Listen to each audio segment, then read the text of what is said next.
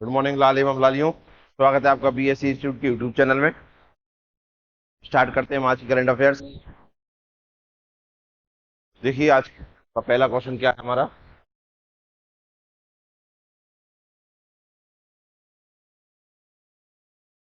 पहला क्वेश्चन है हमारा, 18 जून को कौन सा दिवस मनाया जाता है? Which day celebrated on 18 June? World father day, world mother day, विश्व मरुस्थलीकरण और सूखा रोकथाम दिवस, विश्व शरणार्थी दिवस। कौन सा दिवस मनाया जाता है 18 जून को, बताइए।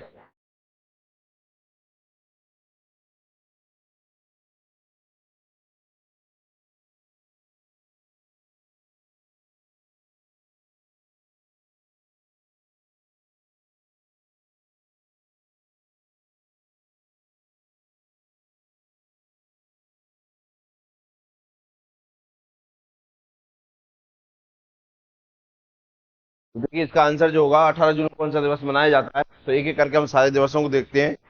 फिर शरणार्थी दिवस जो है ये 20 मई को मनाया जाता है, सॉरी 20 जून को मनाया जाता है। ये तो 20 जून को मनाया जाता है। कौन सा? विश्व शरणार्थी दिवस। विश्व मरुस्थलीकरण और सूखा रोकथाम दिवस जो मनाया जाता है, ये अभी हाल ही मनाया गया 17 जून को। ठीक है ना।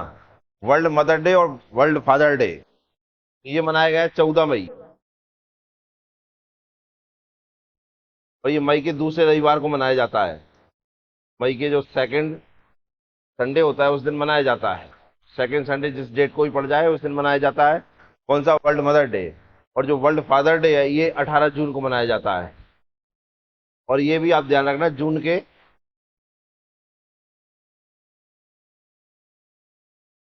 थर्ड संडे को मनाया जाता है। थर्ड संडे जिस भी डेट में पड़ जाए, इसलिए कोई निश्चित नहीं 18 जून। ये निश्चित है, जून के थर्ड संडे को मनाया जाता है। वर्ल्ड फादर डे, पहले वर्ल्ड मदर डे सेलिब्रेट होता था, बाद में वर्ल्ड फादर डे सेलिब्रेट हुआ। और स्टार्ट है कब से? 1909 से ये स्टार्ट हुआ है। ठीक है ना। अमेरिका ने इसे स्टार्ट किया था। उस दिन क्या हुआ था, इस दिन खदान में काम करने वाले जो लोग थे, एक साथ बहुत सारे लोगों की खदान धंसने के कारण मृत्यु हो जाती है। उनमें से 264 ऐसे व्यक्ति थे जो पिता थे, तो वो बच्चे सारे के सारे अनाथ हो गए थे क्योंकि पिता खत्म होने के कारण। उसे के बाद वर्ल्ड फादर डे मनाया जाने लगा 1909 से। ठीक है ना। तो नेक्स्ट क्वेश्चन है अपना अब, किस कंपनी ने, very very important question, important है 2 लाख, किस कंपनी ने 80 वंदे भारत स्लीपर ट्रेन, कुछ दिन पहले हमने पढ़ा था 100 वंदे भारत ट्रेन, अब ये 80, मतलब दोनों क्वेश्चन सेम नहीं है। 80 वंदे भारत स्लीपर ट्रेनों के निर्माण के लिए भारतीय रेलवे के साथ कॉन्ट्रैक्ट साइन किया है भाई। कंपनी कौन सी है? Alstom transport India limited, Texmaco, rail एवं engineer limited, L and T infrastructure development limited, Titagarh rail system. इनमें से कौन सी वह कंपनी है जिसने भारतीय रेलवे के साथ कॉन्ट्रैक्ट साइन किया है 80 भारत वंदे भारत स्लीपर ट्रेनों के निर्माण के लिए? बताइए इसका आंसर क्या होगा।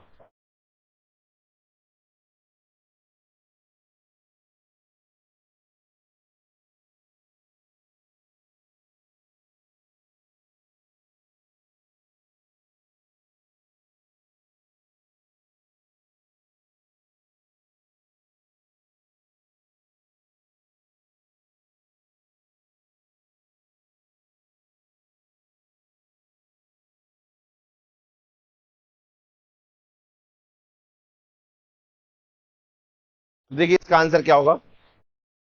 किस कंपनी ने 80 वंदे भारत रेलवे स्लीपर ट्रेनों के निर्माण के लिए भारतीय रेलवे के साथ कॉन्ट्रैक्ट साइन किया है? तो देखिए, जो कंपनी है वह भारतीय कंपनी है, पहले तो ये सुनिए। और जो इंडियन रेलवे है,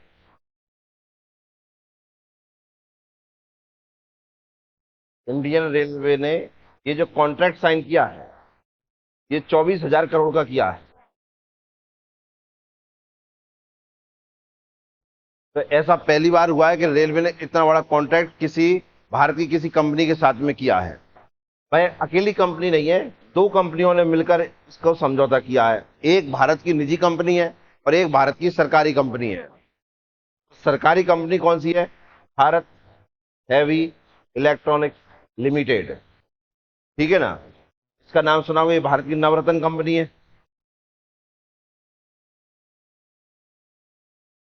नवरत्न कंपनी है भारत सरकार की। स्थापना कब हुई इसकी? 1964 में स्थापना हुई थी। मुख्यालय कहाँ है इसका? न्यू दिल्ली में है इस कंपनी ने। और एक और कंपनी है टीटागढ़। कौन सी? Titagarh rail system.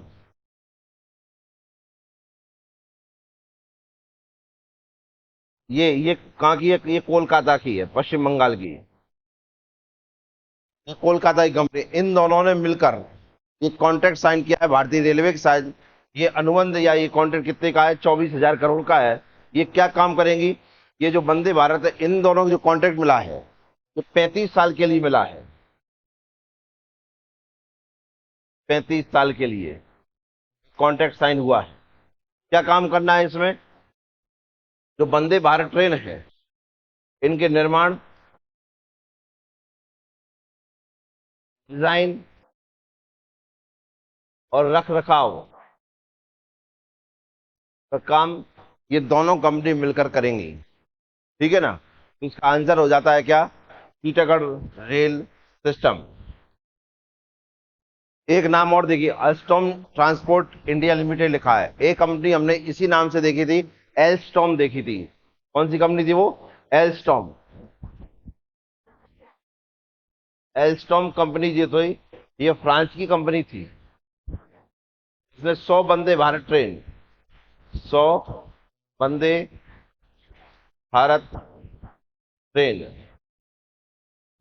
भारत ट्रेनों का कॉन्ट्रैक्ट लिया है उसने। एल्स्टॉम फ्रांसीसी कंपनी है ये। और भारतीय कंपनी टीटागढ़ रेल सिस्टम है। 80 वंदे भारत ट्रेनों के लिए कॉन्ट्रैक्ट साइन किया है, जो 24,000 करोड़ का है। 35 साल के लिए साइन हुआ है। ये निर्माण, डिजाइन और रख रखाव का काम करेगा। एक क्वेश्चन, दो क्वेश्चन पूछ रहा हूँ, वो आपको आंसर देना है। और दोनों ही मैंने आपको बता दिए हैं। एक है वंदे भारत के जनक, father of Vande Bharat train, clear है। दूसरा रेल मंत्री। इन दोनों के आंसर दीजिए अभी हाल ही में। ठीक है ना? वेरी इंपॉर्टेंट क्वेश्चन है, क्योंकि ऐसा निजी कंपनी को इतना बड़ा कॉन्ट्रैक्ट पहली बार हुआ है। नेक्स्ट क्वेश्चन देखते हैं। अच्छा, एक क्वेश्चन और इसी के साथ में।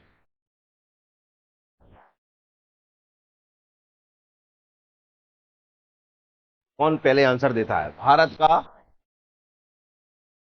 पहला प्राइवेट रेलवे स्टेशन। पहला प्राइवेट रेलवे स्टेशन का नाम और स्थान दोनों बता दें। प्राइवेट स्टेशन कौन सा है, तो उस स्टेशन का नाम और वह कहां पर है, ये आंसर देना है। कौन पहले देता है? नेक्स्ट क्वेश्चन देखते हैं हम। वैश्विक दासता सूचकांक 2023 ग्लोबल स्लेवरी इंडेक्स कौन जारी करता है? World Free Foundation, United Nation Organization, International Labour Organization, या इनमें से कोई नहीं, कोई और जारी करता है? बताइए कौन जारी करता है। और ये इस साल का सबसे महत्वपूर्ण क्वेश्चन छपने वाला, 3 लाख बार इंपॉर्टेंट। बताइए कौन।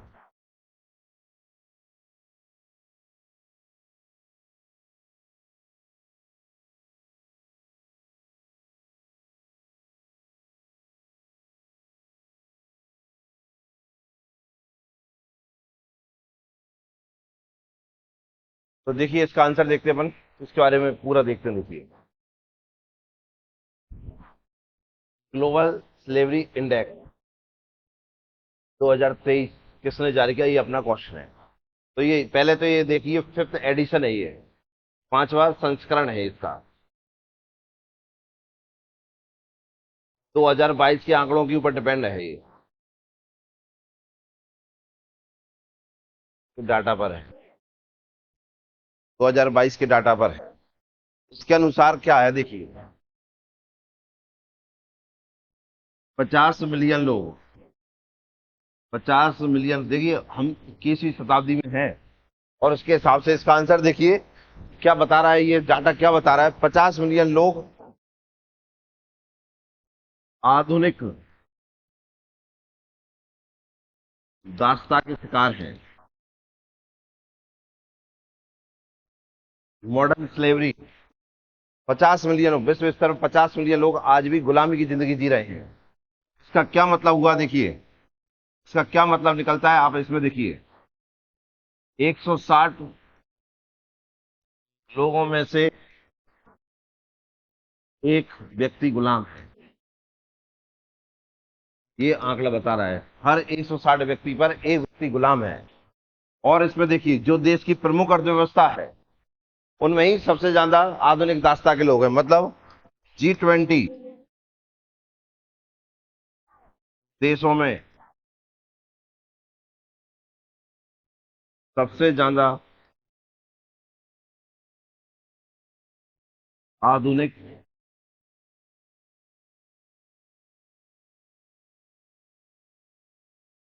आधुनिक दास्ता है। ठीक है ना, ये जो रैंक की गई 160 देशों के लिए की गई, 160 देशों पर की गई है। 160 देशों की रैंकिंग है।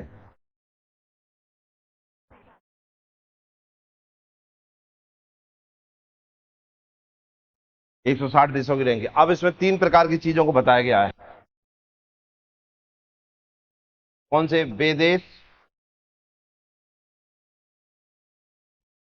जो आधुनिक दास्ता में, आधुनिक दास्ता के प्रसार में शीर्ष पर है,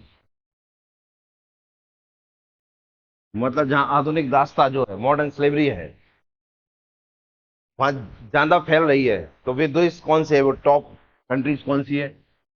ठीक है ना। नेक्स्ट, वे देश, वे देश जो आधुनिक दास्ता में सबसे कम है, जो आधुनिक दास्ता के प्रसार में सबसे कम है, सबसे कम, आधुनिक दास्ता का प्रसार सबसे कम है वो देश। तीसरा, वे देश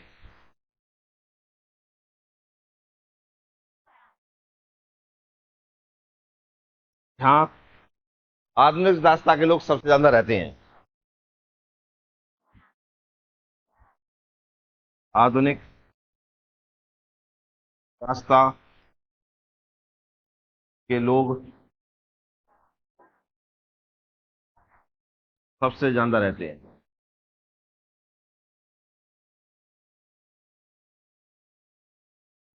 एक तो कहाँ सबसे ज्यादा फैल रहा है आधुनिक दास्ता का प्रसार, एक कहाँ कम फैल रहा है, एक कहाँ ज्यादा रहते हैं।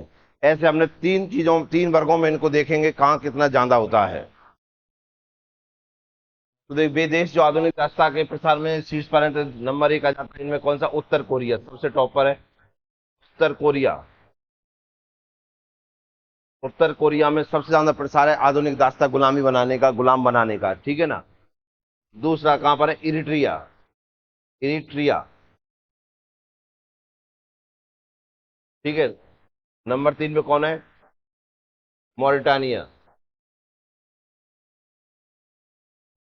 ये तीन टॉप में है जहां सबसे ज्यादा आधुनिक दास्ता का प्रसार है। ठीक है ना। छपने वाला क्वेश्चन है, इसे ध्यान रखना, इस पे 100% क्वेश्चन बनने वाला है। वे देश जो आधुनिक दास्ता के प्रसार में सबसे कम है, सबसे ज्यादा प्रसार है, मतलब जहां सबसे ज्यादा, सबसे कम गुलाम बनाए जाते हैं, नंबर एक है वहां पर स्विट्जरलैंड। स्विट्जरलैंड में सबसे कम प्रसार है। नंबर दो पे आ जाता है नॉर्वे, नॉर्वे।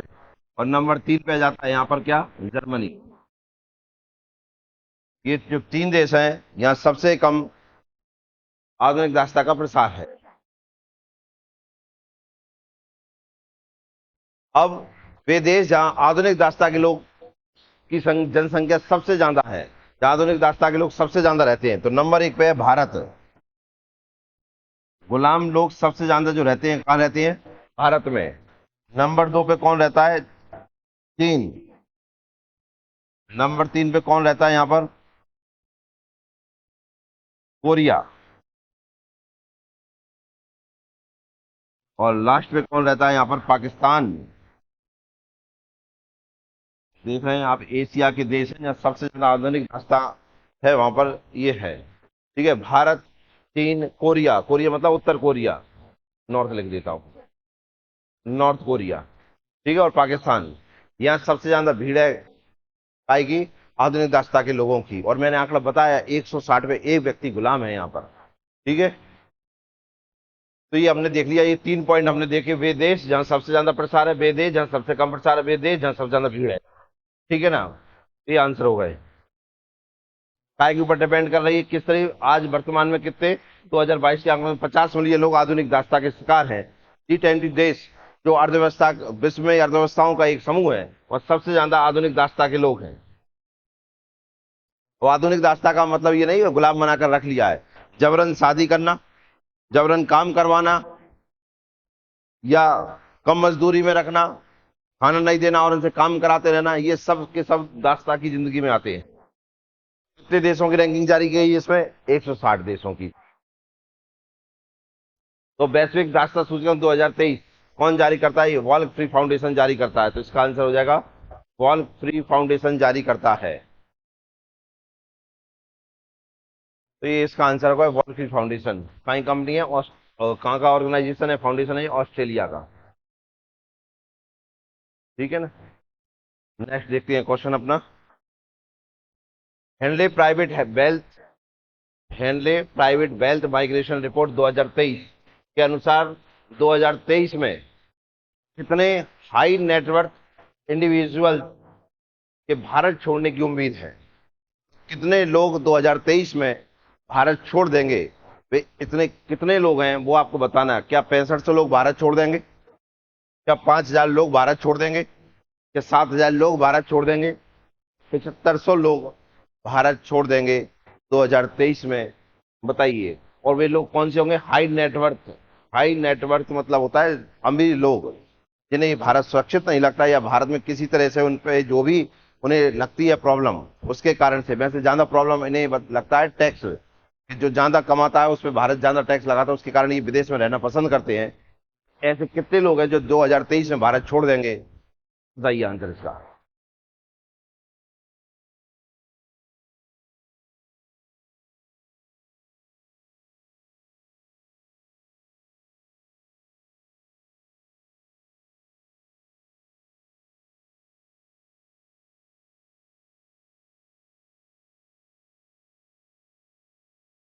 देखिए इसका आंसर देखते हैं, क्या आंसर आएगा देखना है इसमें।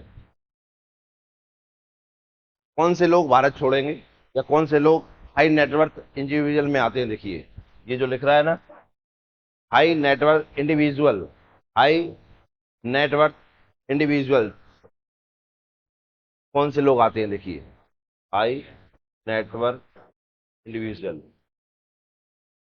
वे लोग जिनके पास जिनके पास 8.2 करोड़ रुपए, मतलब कि 1 मिलियन अमेरिकी डॉलर, डॉलर की निवेश पूंजी है।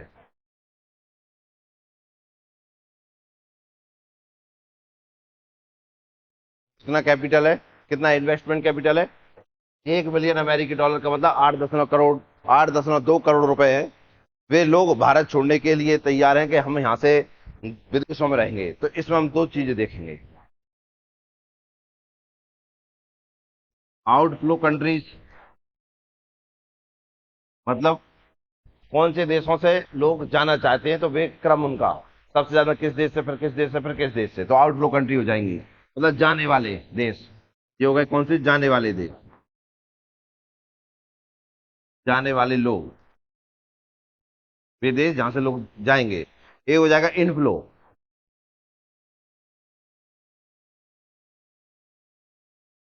ठीक है ना, मतलब आने वाले लोग।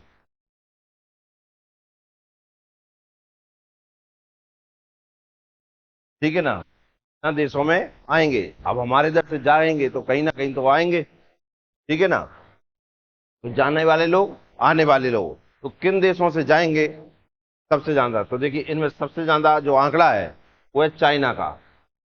चीन से सबसे ज्यादा लोग जाएंगे। जो ये इंडेक्स आया है उसके द्वारा ये बताया गया है जो सबसे ज्यादा जो पलायन है सबसे ज्यादा कहां से होगा? चीन से, फिर होगा भारत से, फिर आएगा यूके, यूनाइटेड किंगडम, फिर आएगा रसिया। रसिया का तो आपने सुना ही होगा, यहाँ युद्ध के कारण अभी स्थिति खराब है, इस कारण से यहाँ लोग जा रहे हैं। और फिर है ब्राजील। इन देशों से सबसे ज्यादा लोग जा रहे हैं। तो इसमें हम भी हैं, हमारे इधर से भी जा रहे हैं। तो हमारा क्वेश्चन यहाँ पे है, अब किन देशों में सबसे ज्यादा लोग आएंगे? यहाँ से जाएंगे तो कहाँ बसने के लिए जाएंगे, कहाँ उन्हें ऐसा लगता है कि यहाँ ठीक रहेगा? तो नंबर 1 पे आता है ऑस्ट्रेलिया, फिर आता है यूएई, अभी सबसे ज्यादा चर्चा में यूएई है, ठीक है ना। फिर आता है सिंगापुर, फिर आता है यूएसए, फिर आता है स्विट्जरलैंड। इन देशों में जाके बसेंगे। तो भारत से कितने लोग जाएंगे? तो भारत से जाएंगे 6500 लोग इस साल देश छोड़ने की उम्मीद है। और हिसाब से इधर से कितने जाएंगे? 13,500 के लगभग लोग इस साल देश छोड़ देंगे, ठीक है ना। तो 6500 लोग भारत छोड़ देंगे। इसका आंसर हो जाएगा क्या? फर्स्ट ऑप्शन, ए फॉर 6500, ठीक है ना। तो हाई नेटवर्थ इंडिविजुअल्स का मतलब क्या होता है? 1 मिलियन अमेरिकी डॉलर, बदल दें तो 8.2 करोड़ रुपए जिनके पास संपत्ति है निवेश करने के लिए, वे लोग इस साल कितने हैं? 6500 जो देश छोड़ देंगे और विदेशों में जाके बस जाएंगे। क्लियर है? नेक्स्ट क्वेश्चन देखते हैं। भारत किस वर्ष अंतर्राष्ट्रीय प्रशासनिक विज्ञान संस्थान आईआईएस की मेजबानी करेगा? 23, 25, 24, 27। देखिए इसका जो भी आंसर होता है, जो भी आंसर आता है, 23 के अलावा जो भी आंसर मिलता है, अगर 23 है तो कोई दिक्कत नहीं, इस साल का इंपॉर्टेंट हो जाएगा।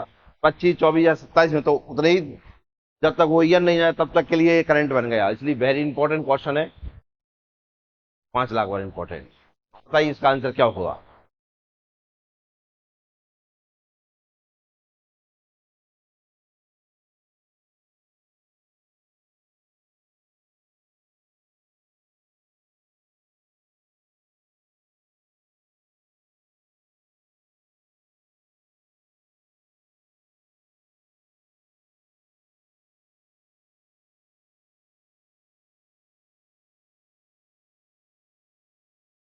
तो देखिए इसका आंसर क्या होगा?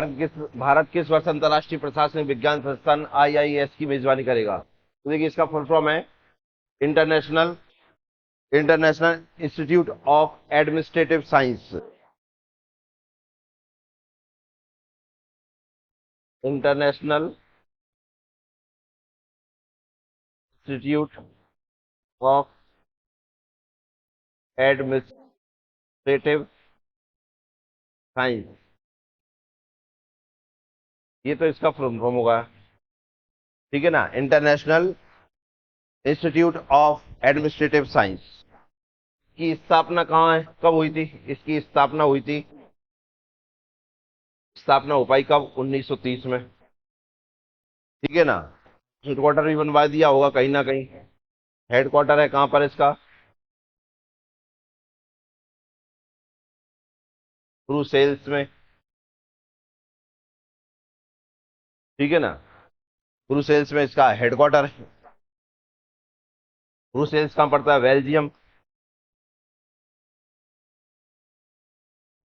आप जानते हैं, दो हेडक्वार्टर और है यहाँ पर। एक है यूरोपियन यूनियन का पड़ता है यहाँ पर, यूरोपीय यूनियन। दूसरा नाटो का। ये दो मुख्यालय और हैं यहाँ पर, तो 3 मुख्यालय हो गया। एक हो गया आईआईएस का, एक हो गया ईयू का, ईयू मतलब यूरोपीय यूनियन का, एक हो गया नाटो का। क्लियर है ना। अब भारत, ये क्या कहते हैं, किस भारत में कि ये किस वर्ष होगा? तो ये होगा फरवरी 2025 में। इसका आंसर हो जाएगा फरवरी 2025। थीम क्या रहेगी इसकी?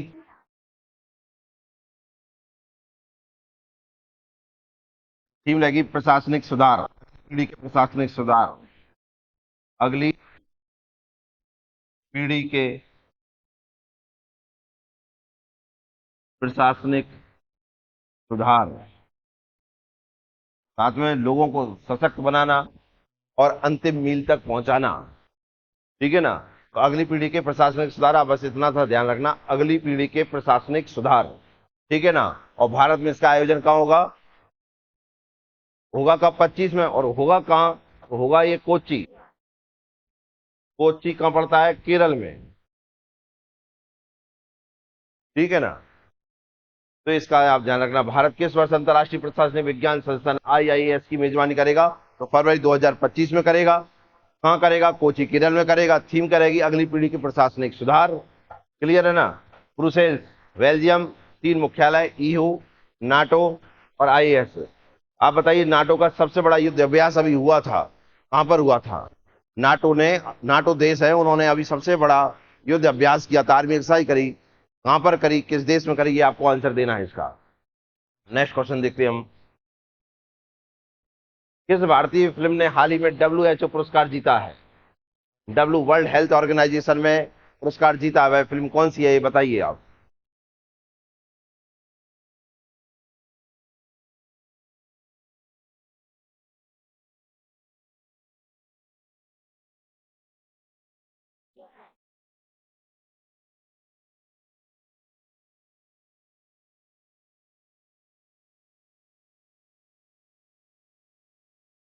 देखिए इसका आंसर, किस भारतीय फिल्म ने हाल ही में WHO पुरस्कार जीता है? कहाँ जीता है पहले देखिए। WHO का चौथा वार्षिक सम्मेलन था। चौथे नंबर का वार्षिक सम्मेलन था। कहाँ हो रहा था? जिनेवा। जिनेवा कहाँ है? स्विट्जरलैंड में। और यहाँ पर इसका मुख्यालय भी आप जानते हैं, हेडक्वार्टर भी है। ठीक है ना। इसी में एक डॉक्यूमेंट्री बताई जा रही थी। काय के ऊपर डॉक्यूमेंट्री थी? Health for all. Health for all, इस सब्जेक्ट के ऊपर डॉक्यूमेंट्री बता रहे थे। इसी में, इसी कैटेगरी में उसने विशेष पुरस्कार जीता है, स्पेशल अवार्ड जीता है। तो वह फिल्म कौन सी थी, वह डॉक्यूमेंट्री फिल्म कौन सी थी जिसने ये पुरस्कार जीता है? देखिए आंसर इसका, when climate change turn violent.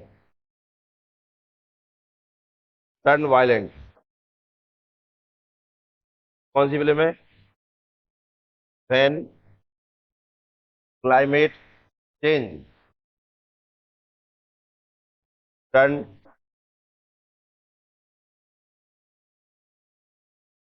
Turn violent. ठीक है ना। अब ये जो भारत की फिल्म है, इसके निर्देशक डायरेक्टर भी होंगे। ये निर्देशक डायरेक्टर, ये फिल्म थी वो 4.2 मिनट की थी। 4.2 मिनट की ये फिल्म थी, या डॉक्यूमेंट्री मूवी थी, या डॉक्यूमेंट्री थी, जिसने स्पेशल अवार्ड जीता है। कौन से उसमें श्रेणी में जीता है? Health for all. कहाँ जीता है? जिनेवा में जीता है। क्या हो रहा था? चौथा वार्षिक सम्मेलन चल रहा था वर्ल्ड हेल्थ ऑर्गेनाइजेशन का। ठीक है ना। कौन है? बंदिता सहारिया। वंदिता सहारिया है, कहाँ की? राजस्थान की। इन्होंने ये अवार्ड जीता है, या इनकी इन डॉक्यूमेंट्री ने ये अवार्ड जीता है। तो इसका आंसर जो होगा, when climate change turn violent, Vandita Saharia, Rajasthan. Clear है ना। नेक्स्ट क्वेश्चन देखते हैं अपना। ये इसका मुख्यालय होगा, WHO का मुख्यालय कहाँ है? जिनेवा, स्विट्जरलैंड में। नेक्स्ट देखिए, किस तकनीक से, अभी ये भी इंपॉर्टेंट, ये इंपॉर्टेंट क्यों है देखिए, किस तकनीक से समुद्री तूफान, हेरिकेन, साइक्लोन, टाइफून, और अभी चल रहा है कौन सा? पेपर जो है।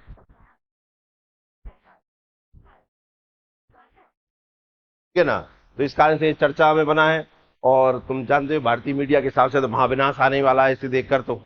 ठीक है ना। पता नहीं कैसे कैसे बता रहे हैं पेपर जॉय को। ऐसा लग रहा है शायद भारत ही ना उड़ जाए और कहीं ऑस्ट्रेलिया ऑस्ट्रेलिया जाकर न बैठ जाए। ठीक है ना, इतना महाविनाश ला रहा है, गुजरात गुजरात उड़ने ही वाले हैं मीडिया की तरफ से। तो आप देख रहे हैं, कुछ तो आपने देखा ही होगा, न्यूज एंकर जो है, वे उनके जो एंकर रूम है जहाँ पे वो दे रहे हैं, वे वहीं उड़ रहे हैं, वहीं छाता उड़ गए उनके, वहीं पे बाल उड़ रहे हैं उनके, तो पता नहीं क्या होने वाला है। तो अपन जब तक भारत का विनाश ना हो जाए और ये विनाश ना करवा दे एंकर, तब तक अपने क्वेश्चन पढ़ लें अपन और पेपर में आ जाए और अपन निकल जाएं। किस तकनीक से समुद्री तूफान, हैरिकेन, साइक्लोन और टाइफून की तीव्रता का अनुमान लगाया जाता है? एडवांस वेवोरक तकनीक, वेदर रिक्स तकनीक, इंडिया वेदर तकनीक, या नन ऑफ दीज, कोई और? बताइए क्या आंसर होगा इसका।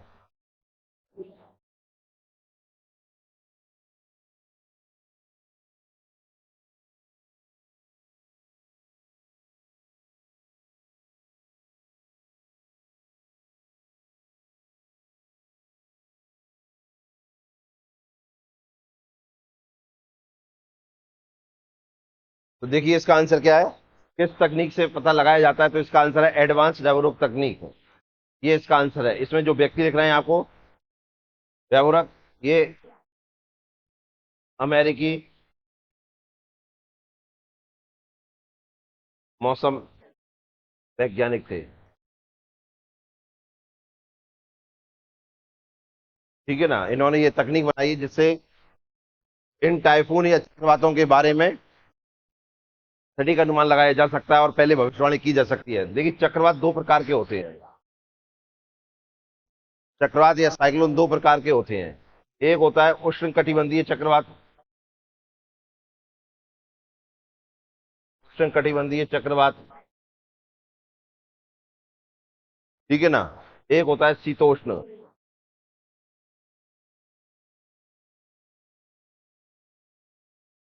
चक्रवात। तो ये दो प्रकार के होते हैं, एक, दो। उष्ण कटिबंधीय चक्रवात जो इक्वेटर लाइन के आसपास आते हैं, ये आप जानते हैं, ये ठंडे क्षेत्रों में आते हैं, टेम्परेट।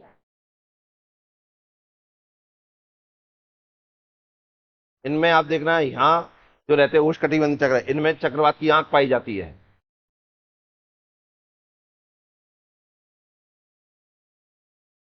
इनमें नहीं होती। और जो चक्रवात की आंख होती है, आइज ऑफ साइक्लोन, इसमें हवा शांत होती है।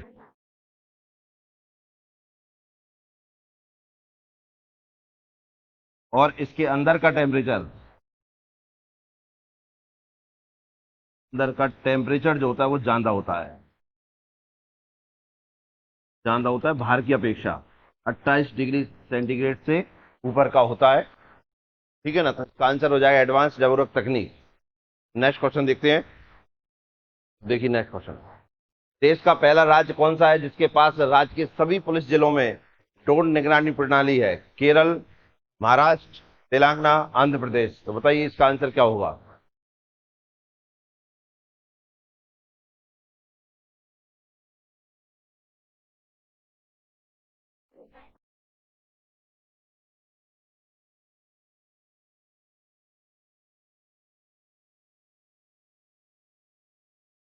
देखिए इसका आंसर होगा देश का पहला राज्य जिसके सभी पुलिस जिलों में ड्रोन निगरानी प्रणाली है, तो भारत का एकमात्र राज्य है, वह है केरल। ठीक है ना। और ड्रोन अभी आप देखिए भारत ने भी समझौता किया है अमेरिका के साथ ड्रोन का, वो उसे हम नेक्स्ट क्लास में उसके बारे में पूरा पढ़ेंगे। तो आज के लिए हमारी करंट यही समाप्त होती है, मिलते हैं ब्रेक के बाद।